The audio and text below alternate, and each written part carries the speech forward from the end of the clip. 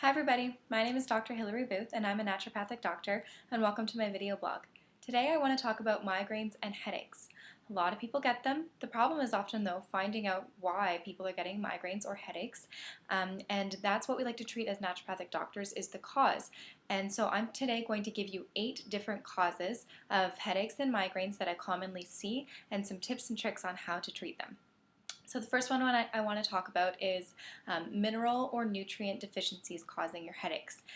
Most commonly, this goes beyond your dietary intake. So some people might be eating really, really healthily, but their body may have genetically different enzymes or different areas of their body that aren't working at optimum capacity, and just a simple supplementation of certain minerals and nutrients can really bring those up to speed and can prevent the migraines and headaches from happening on a long-term basis. The most common nutrients that I see that are deficient would be your B vitamins and magnesium. So if you're noticing that you also have low energy, anxiety, palpitations, headaches, even restless leg syndrome, tingling fingers or tingling extremities, anxiety, these can be symptoms of either magnesium or B complex deficiencies. So I would urge you to talk to your naturopathic doctor about that. The second tip that I want to give you is to look into whether or not you're dehydrated when you're getting these headaches or migraines. So you need to be drinking between 2 and 3 liters of water per day. This is different if you have heart disease or kidney disease though. Please speak to your doctor about that before upping your water intake.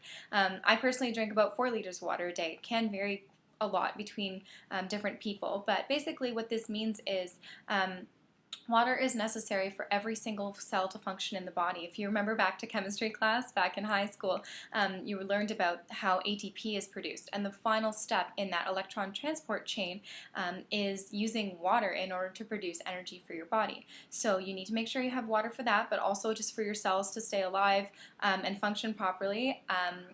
Water is also necessary for your detoxification processes. Urinating is a natural thing. That's something that I hear a lot from my patients, is that they don't want to drink more water because they don't want to have to use the washroom. I urge you to get over this. You need to be going to the washroom at least every 2 to 3 hours, if not more. Your urine should be clear, or close to clear anyway, during the day. Your first morning urine obviously will be a little bit darker. But in order to do this, I say just take a glass of water with you at your desk, bring a water bottle with you wherever you go, continuously try and sip on water, have a glass of water in the morning right when you wake up. That'll help get things going as well. Please, please, please though, don't use plastic water bottles as they can affect your hormone levels, so please do use glass or stainless steel only. The third reason for migraines and headaches though that I want to talk about is a hormonal imbalance. So you can watch my video on hormone imbalance, but I'll just give you a little explanation here. So if you're experiencing migraines with menstruation, with your ovulation, since puberty, or if you're going through menopause or have gone through menopause as a result of or during your menopausal changes, these migraines have started, then this is a really big indication that your hormones are out of balance. So I would recommend that you get your hormones tested. This is a simple blood test that your naturopathic doctor can do with you. And also to look into this if you are getting migraines and headaches, but you also have a diagnosis of fibroids, irregular menstruation, PCOS, if you have acne, or if you're experiencing menopausal symptoms. So when you balance your hormones, you can do this with foods like maca and flax, or with supplements as well. I wouldn't recommend using these foods or supplements though without doing hormone testing, as they can make things worse instead of better if you balance them the wrong way. So please seek medical advice for that.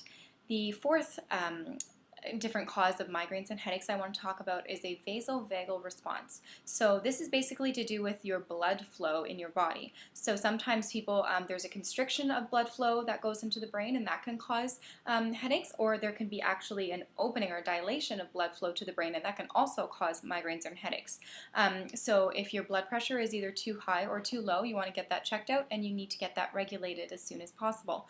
This can be done through diet. This can be done through exercise. Please talk to your naturopathic doctor.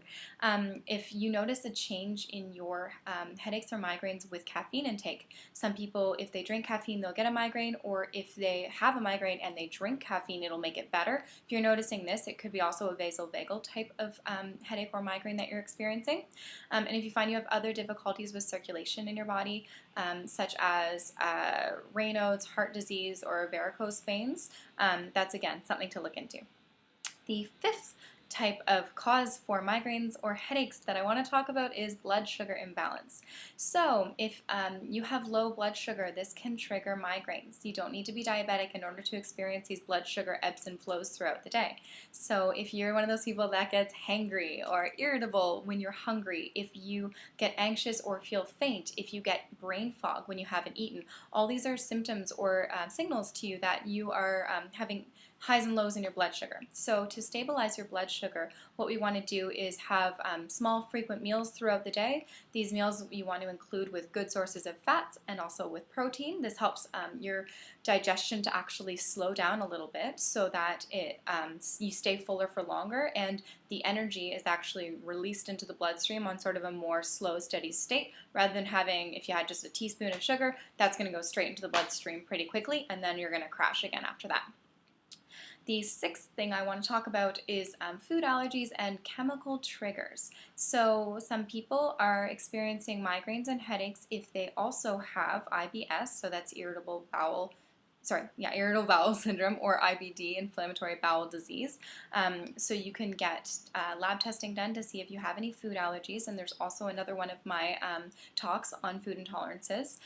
If you're noticing bloating, gas, pain or distension in the abdomen, if you're noticing stools are changing, they're going back and forth from constipation to diarrhea, this could be you. If you're finding your migraines are triggered by what's called tyramine, tyramine in food. That's a protein it's in wine, cheese, chocolate. If you notice that your migraines are triggered by aspartame or MSG, it's pretty simple. You just take it out of your diet, see if your migraines get any better, and you know whether or not this is the category that you fall under. I have two more for you. The number 7 different cause of migraines and headaches are structural problems. So this may be because you are sleeping on a bad mattress or a bad pillow because you were in a car accident and you had whiplash or some sort of irregularities with your neck. You may have osteoporosis. You may hold tension in your shoulders or in your neck. You may hold it in your jaw. If you go like this right here and you notice that you're feeling some trigger points and some pain, that could be an indication that you're clenching your jaw without meaning to.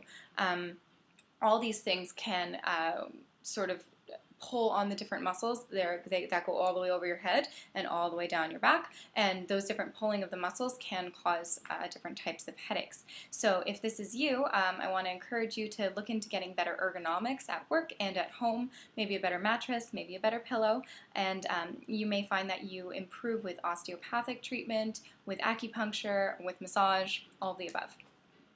My last and final tip and trick, or a different reason for headaches and migraines, is stress. So this is, again, not to be overlooked. If you have ruled out all the other options, none of them are you. You can do lab testing to see whether or not your cortisol, that's your stress hormone that we've talked about a lot, is abnormal. You may just know that you have a stressful life, and when you're stressed out, you get headaches and you get migraines. So if this is you, I recommend that you come see me or another naturopathic doctor and work on your stress. So they may support your adrenal glands to allow that cortisol to either be increased or decreased depending on what you need. They may improve your sleep. Acupuncture and meditation are wonderful for helping to cope better with stress and hopefully allow the body to rebalance itself so that you're not getting these migraines and headaches.